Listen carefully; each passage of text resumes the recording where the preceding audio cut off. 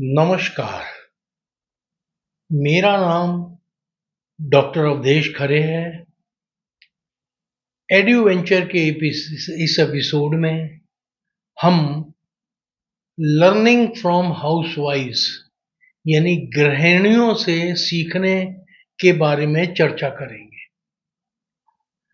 गृहिणी की एक महत्वपूर्ण विशेषता होती है, बहुत ही खास बात होती है उसमें। वो ये है कि वो एक महिला होती है।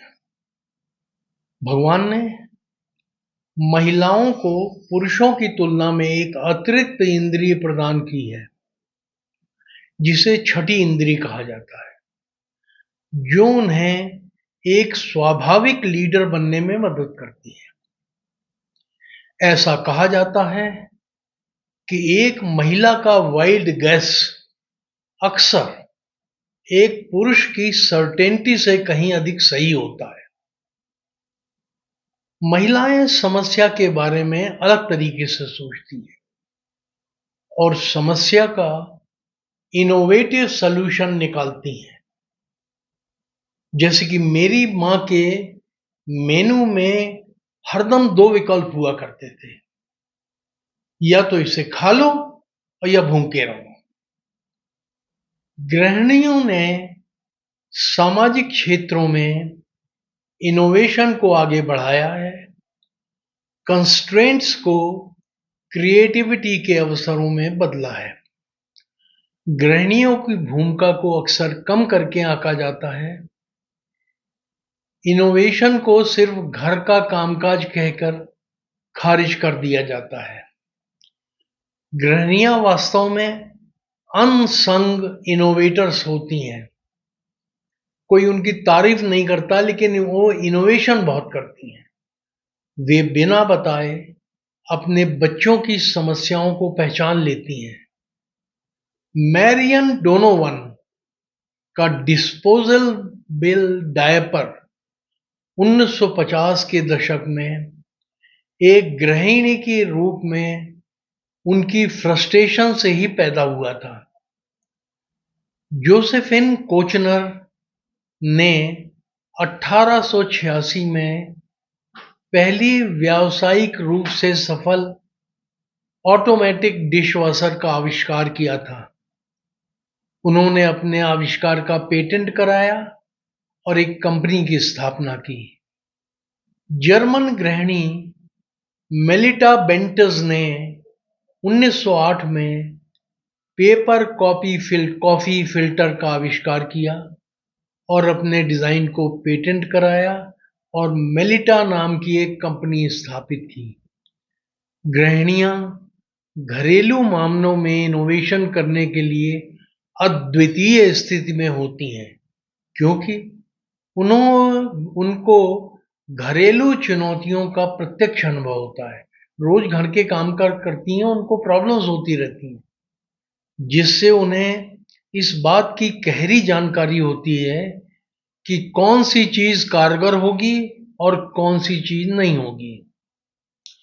एक उपभोक्ता के रूप में उन्हें पता होता है कि कौन से प्रोडक्ट्स सफल होंगे, क्योंकि वो यूटिलिटी और एफिशिएंसी से कंप्रोमाइज नहीं करती हैं, उसको प्राथमिकता देती हैं।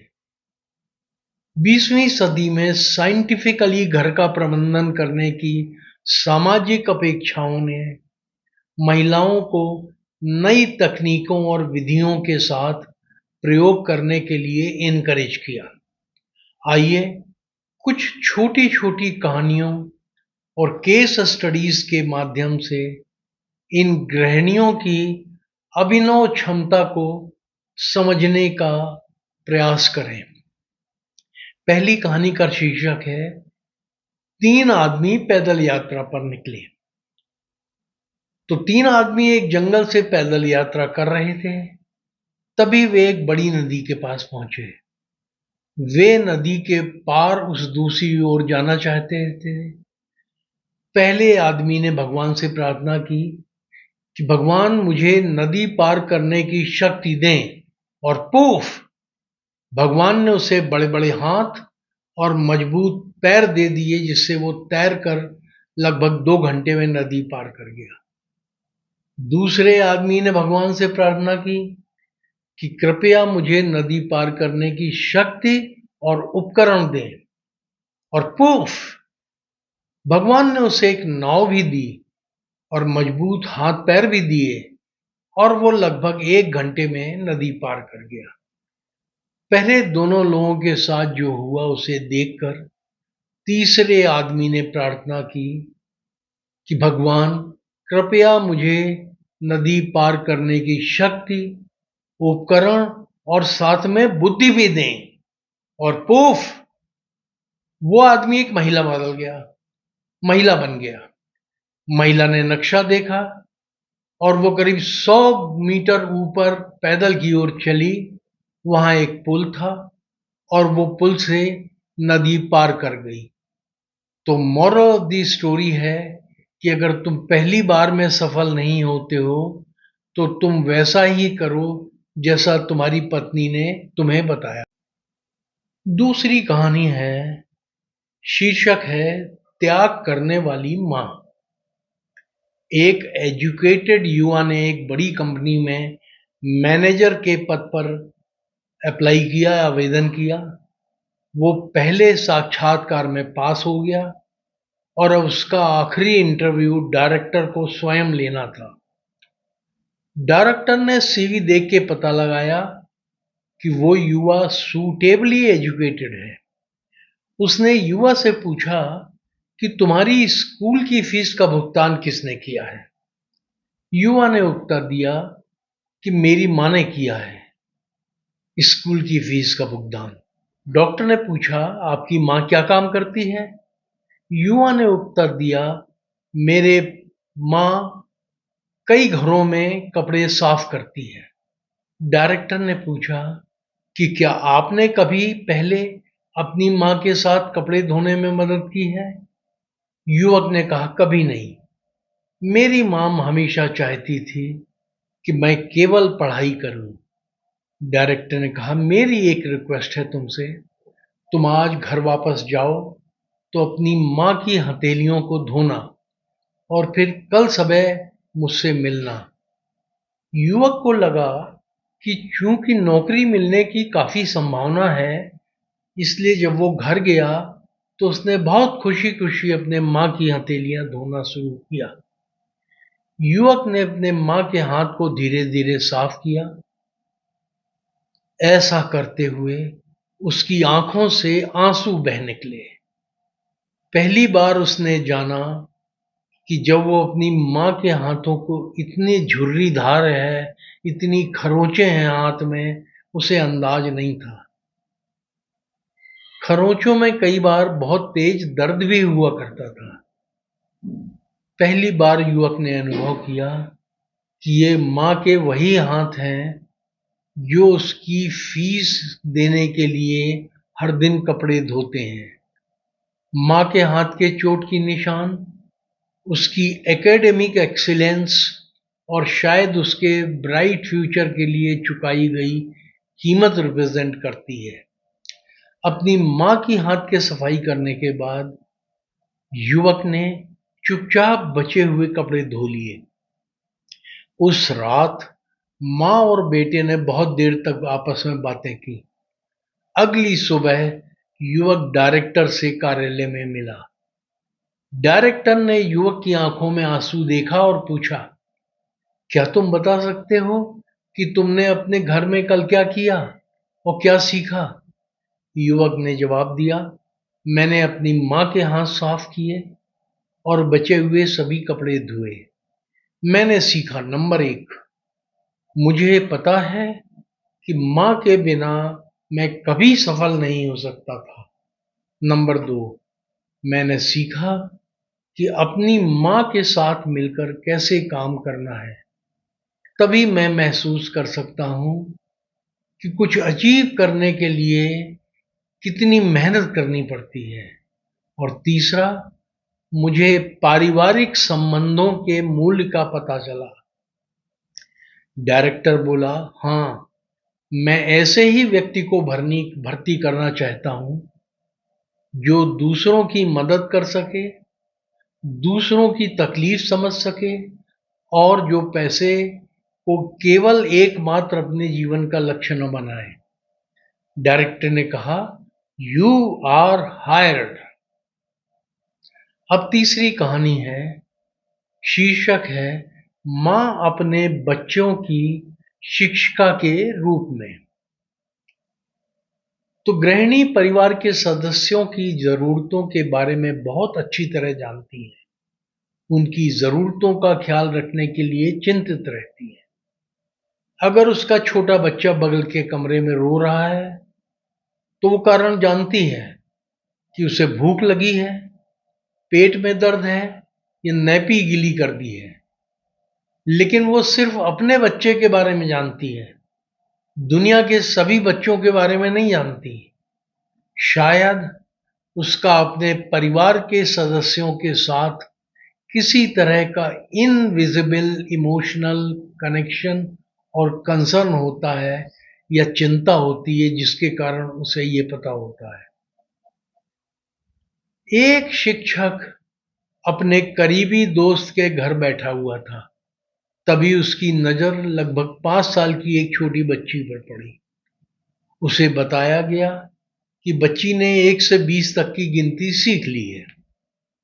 अब शिक्षक होने के नाते वो बहुत उत्सुक हुआ कि उस बच्ची को इनोवेटिव तरीके से जोड़ना और घटाना सिखाया जाए।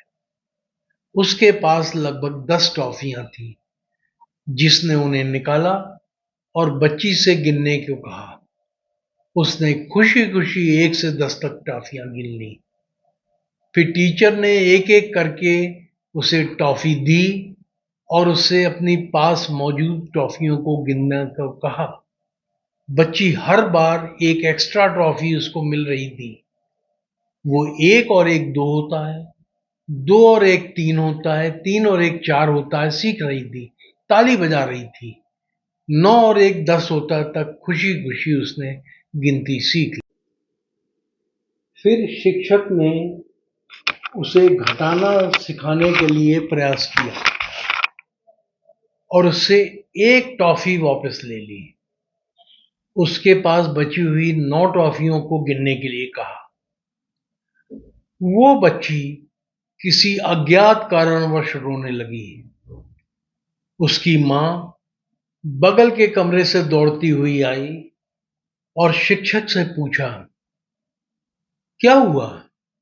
उसने घटना के बारे में बताया और कहा कि बच्ची ने जोड़ना तो आसानी से सीख लिया है, लेकिन घटाना सीखने से इनकार कर दिया और मालूम नहीं क्यों रोने लग गई है। शायद सबट्रैक्शन सीखना उसके लिए मुश्किल था।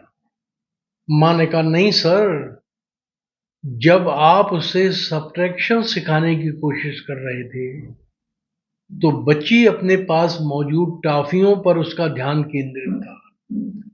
शुरू में जब उसे टॉफियां मिल रही थीं तो वो सीख रही थी, वो खुश थी।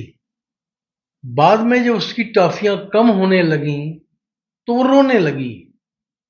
इससे शिक्षक को ये सबक मिला कि सिखाने का प्रयास करने से पहले आप अपने छात्र के बारे में जान लें कि वो कैसे सीखते हैं।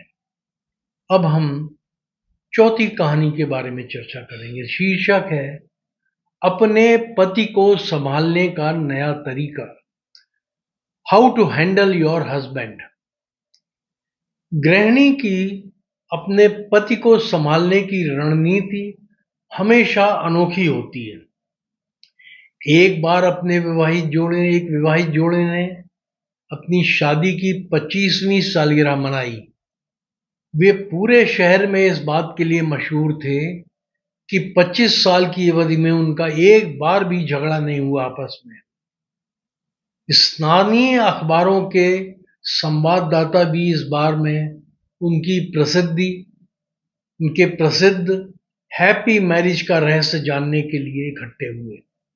एक संवाददाता ने पूछा, सर, आपने इसे कैसे संभव बनाया कि आपके बीच पिछले 25 साल की ड्यूरेशन में एक बार भी झगड़ा नहीं हुआ?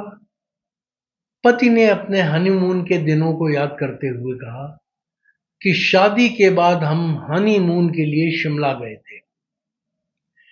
हमने घुड़सवारी का विकल्प चुना।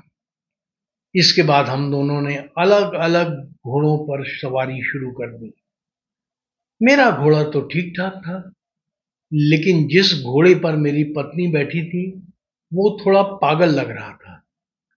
आगे बढ़ते समय अचानक उस घोड़े ने छलांग लगाई, जिससे मेरी पत्नी गिर गई। जमीन से उठते हुए उसने घोड़े की पीठ थपथपाई और कहा, ये तुम्हारा पहला मौका है। वो फिर घोड़े पे चढ़ गई, सवारी जारी रखी। थोड़ी देर बाद फिर घोड़े ने उसे गिरा दिया। इस बार भी वो शांत रही और बोली, ये तुम्हारा दूसरा मौका है, और आगे बढ़ गई। जब घोड़े ने तीसरी बार उसको गिराया तो उसने चुपचाप अपने पर्स में से एक रिवॉल्वर निकाला और घोड़े को गोली मार दी। मैं अपनी पत्नी पर चिल्लाया, पागल, ये तुमने क्या किया? बेवकूफ हो क्या तुम? बेचारे जानवर को मार डाला। उसने चुपचाप देखा मेरी ओर और कहा, ये तुम्हारा पहला मौका है। पति बोला, बस इसके बाद हम हमेशा हंसी खुशी हमने अपना जीवन यापन किया। अब पांचवी कहानी है, एक महिला चरवाहा और मैनेजमेंट गुरु। मैनेजमेंट गुरु अक्सर यूनिवर्सिटीज में सीखे गए अपने पाठों से एक अजीब स्थिति पैदा कर दिया करते हैं। एक बार एक महिला चरवाहा सुदूर चरागाह में अपने झुंड को चरा रही थी। तभी अचानक एक नई बीएमडब्ल्यू धूल के बादल में से निकलकर उसकी ओर बढ़ी। एक युवा व्यक्ति जो ब्रोनी सूट, गुची जूते, रेबैन का चश्मा और वाईएसएल की टाई लगाए हुए था, ड्राइवर की खिड़की से बाहर झांका और उसने पूछा, अगर मैं तुम्हें बताऊं कि तुम्हारे झुंड में कितनी भेड़ें हैं तो क्या तुम मुझे एक भेड़ दे दोगी? महिला ने उस आदमी की ओर देखा। वो एक युवा शहरी पेशेवर लग रहा था, युप्पी लग रहा था। फिर उसने अपने झुंड की ओर शांतिपूर्वक देखा जो चल रहा था, और जवाब दिया कि जरूर। युवा ने अपनी कार पार्क की और नोटबुक निकाली, उसे एक सेल फोन से जोड़ दिया। फिर उसने इंटरनेट पर नासा के एक पेज को सर्फ किया। वहां उसने जीपीएस सैटेलाइट नेविगेशन सिस्टम को कॉल किया, पूरी फील्ड को स्कैन किया। फिर एक डेटाबेस और जटिल फॉर्मूलों के साथ एक एक्सेल स्प्रेडशीट खोली। उसने अपने ब्लैकबेरी पर एक ईमेल भेजा। कुछ ही मिनटों में उसे जवाब मिला। अंत में अपने हाईटेक मिनिएचर्ड प्रिंटर पर उसने 50 पेज की एक रिपोर्ट टाइप की और फिर महिला की ओर मुड़ा और कहने लगा, आपके पास ठीक 1586 भेड़ें हैं। महिला बोली, बिल्कुल सही है, ले लो एक भेड़ भाई, चुन लो, तुमने ठीक बताया। वो देखती रही कि युवक ने जानवरों में से एक को चुना और उसने अपनी कार में रख लिया। फिर महिला बोली फिर महिला बोली, अगर मैं प्रेडिक्ट करूं कि आपका पेशा क्या है तो आप मुझे मेरी भेड़ वापस दे देंगे? युवक बोला, क्यों नहीं, बिल्कुल दे दूंगा। महिला बोली, मुझे बिल्कुल स्पष्ट है, कॉन्फिडेंस है कि आप एक मैनेजमेंट कंसल्टेंट हैं। युवक बोला, बिल्कुल ठीक है, लेकिन तुमने कैसे पहचाना? महिला ने कहा, गेस करने की कोई जरूरत नहीं है। तुम यहां आए, हालांकि तुमको किसी ने नहीं बुलाया था। तुम एक ऐसे प्रश्न का उत्तर देना चाहते हो जो मैं पहले से जानती हूं। तुमने ऐसे प्रश्न का उत्तर दिया जो मैंने कभी पूछा ही नहीं, और तुमने इसके लिए भुगतान भी लिया, पर तुमने मेरी भेड़ नहीं ली है, मेरा कुत्ता लिया है, तो अब मेरा कुत्ता मुझे वापस कर। अब मैं छठी कहानी के बारे में चर्चा करूंगा, जिसका शीर्षक है महिलाएं जो अपनी जगह जानती हैं। टेलीविजन 2020 की बारबरा वॉल्टर्स ने अफगान संघर्ष के दिनों में कई साल पहले काबुल में जेंडर रोल पर एक स्टोरी की थी।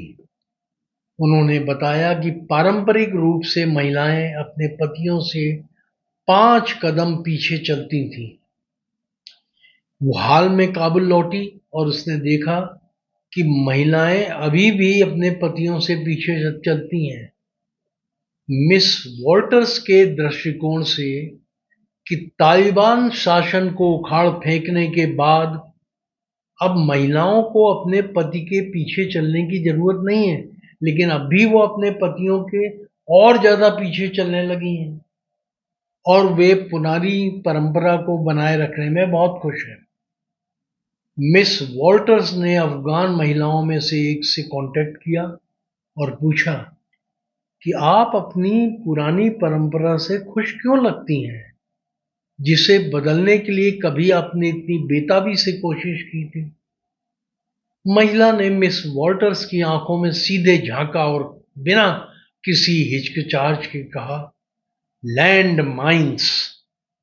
कहानी का मॉरल ये है कि आप चाहे कहीं भी हों, behind every man there is a smart women.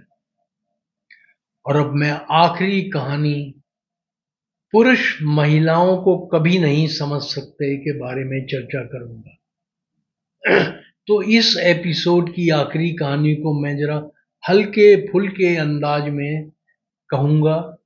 कहानी का विषय है उनका वट एवर, एनीथिंग और यू डिसाइड का मतलब। तो पहला है वट एवर यू से। पुरुष बोलता है, हमें रात के खाने में क्या खाना चाहिए? महिला ने कहा, वट एवर यू से। पुरुष ने कहा, हम मैक्सिकन क्यों नहीं खा लेते? महिला बोली, नहीं मैक्सिकन नहीं, पिछली बार इसे खाने से मेरे चेहरे पर मुहासे निकल गए थे। पुरुष बोला, ठीक है, हम पंजाबी व्यंजन खाएंगे।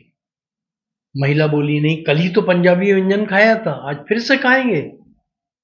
पुरुष बोला, ओके, मेरा सजेशन है कि हम सी फूड खाएं।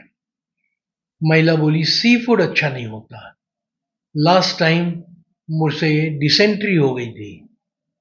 पुरुष बोला, तो फिर आपकी चॉइस क्या है? महिला बोली, वट एवर यू से। दूसरा है एनीथिंग, यानी कुछ भी। पुरुष कहता है, तो आज हमें क्या करना चाहिए? महिला बोली, एनीथिंग। पुरुष बोला, मूवी देखने के बारे में तुम्हारा क्या विचार है? बहुत समय हो गया कोई पिक्चर नहीं देखी। महिला बोली, पिक्चर देखना अच्छी बात नहीं है, समय की बर्बादी होती है। पुरुष, क्यों ना हम बॉलिंग करें या कुछ एक्सरसाइज करने चलें? महिला बोली, इतनी गर्मी में एक्सरसाइज करें, पागल हुए हो क्या? पुरुष बोला, फिर कोई कैफे ढूंढे और कॉफी पिए। महिलाएं, मैं कैफीन नहीं पीती। पुरुष, फिर आपका क्या सुझाव है? महिला, एनीथिंग, कुछ भी। और तीसरा है यू डिसाइड, आप तय करें। पुरुष, क्या अब हम घर चलें? महिला, यू डिसाइड। पुरुष, चलो बस से चलते हैं, तुम्हारे साथ मैं भी चलूंगा। बसें गंदी और भीड़ भरी होती हैं। ठीक है, हम टैक्सी कर लेंगे। नहीं नहीं, इतनी कम दूरी के लिए टैक्सी ठीक नहीं होती। ठीक है, फिर हम पैदल ही चलते हैं, मौसम का मजा लेंगे। महिलाएं, भूख लगी है, मैं पैदल नहीं चल सकती। फिर आपका क्या सजेशन है? महिला बोली, यू डिसाइड। पुरुष, आपको भूख लगी है, चलो पहले खाना खा लेते हैं, आप जो भी कहें। हम क्या खाएंगे? You decide. महिलाओं के वट एवर, एनीथिंग और यू डिसाइड का आपको मतलब समझ में आया हो तो मुझे भी बताइएगा। धन्यवाद। मैं इस एपिसोड को यहीं समाप्त कर रहा हूं। अगले मंगलवार को हम मिलेंगे और एड्यू वेंचर के अगले एपिसोड में कुछ महत्वपूर्ण शैक्षिक मामलों पर चर्चा करेंगे। और हाँ, मैं आपको याद दिला दूं कि एड्यू वेंचर का एक एपिसोड हर मंगलवार को प्रस्तुत किया जाता है, इसलिए अगला एपिसोड भी अगले मंगल को आएगा। धन्यवाद।